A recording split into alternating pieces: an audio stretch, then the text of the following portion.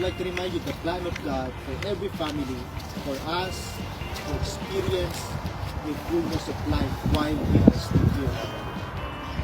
God wants you to experience joy. God wants you to experience blessing of His creation. The Lord says He wants every single human, every single person, every single family to experience breakthrough. Breakthrough in our finances, breakthrough in our spiritual life, breakthrough in our family na kung saan binigay sa atin ng Panginoon. The more na unfair ang life, the more na i-appreciate natin. The more na nakakaranas tayo ng mga very uncomfortable situations, the more the grace of the Lord. Let's see.